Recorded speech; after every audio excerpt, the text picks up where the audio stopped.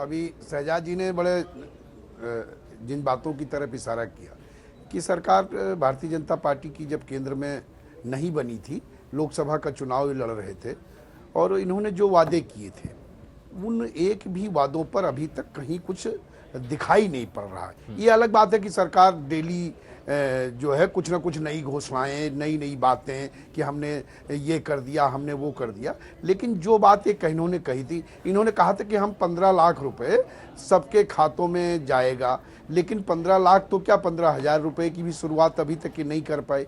इन्होंने कहा था कि हम सबको महंगाई कम कर देंगे, महंगाई के क्षेत्र में ये कुछ भी नहीं कर पाए। इन्होंने बुलेट ट्रेन देने का वादा किया, लेकिन मैं समझता हूं कि कई जगहों पर अभी भी रेल का संपर्क मार्ग नहीं बन पाया है।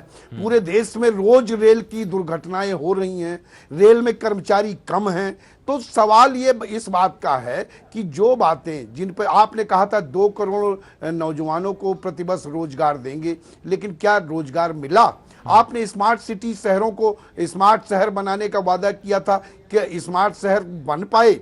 तो वो सारे सवाल, वो सारी बातें जो आपने वादे किए थे इस देश की जनता से, इस देश की जनता उनके जवाब ढूंढ रही है। 3 सालों में आप रोज आपकी दिल्ली में सरकार है और विकल्पहीनता के अभाव में आप कई प्रदेशों में आपकी सरकार बनी।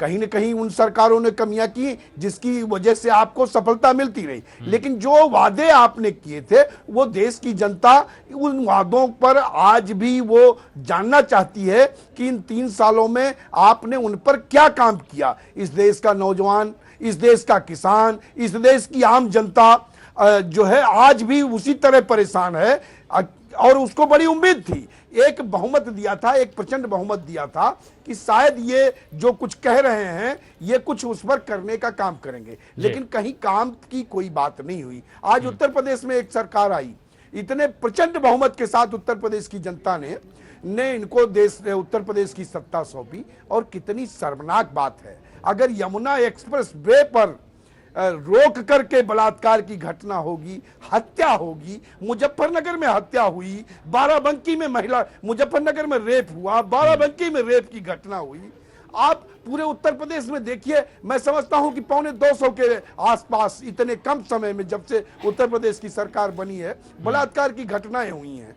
और आप कहते थे कि पिछली सरकार में महिलाएं सुरक्षित नहीं थी, हमने माना कि पिछली सरकार में महिलाएं सुरक्षित नहीं थी, आप सुरक्षा की व्यवस्था करोगे, लेकिन आपके राज्य में हमें लगता है कि महिलाएं इस राज्य में सबसे ज्यादा असुरक्षित हैं। अगर यमुना एक्सप्रेस वे पर बलात्कार की घटना होगी तो रात में कौन सा परिवार उन सड़कों पर या यमुना एक्सप्रेस वे पर या आगरा एक्सप्रेस वे पर या उत्तर प्रदेश के किसी एक्सप्रेस वे पर रात में कौन चलना चाहेगा? आज तो ये भाई उत्तर प्रदेश के जनमानस में एक भय का माहौल बना हुआ है।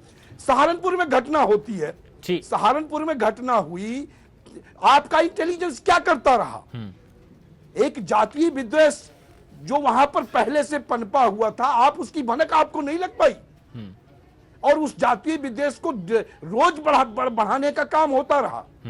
और जब आपका बढ़ गया, संभाले नहीं संभल रहा है, तो आप अधिकारियों को सस्पेंड करके उसकी इतसी करने का काम कर रहे हो। तो सवाल इस बात का है कि जिन बातों को लेकर के एक जो उत्तर प्रदेश में हम लोगों ने भी बदलाव की बात की थी, हमारी पार्टी के नेता चौधरी अजीत सिंह जी ने, जयंत चौधरी ने भी बदलाव की बात की थी कि उत्तर प्रदेश की जनता बदलाव चाहती है।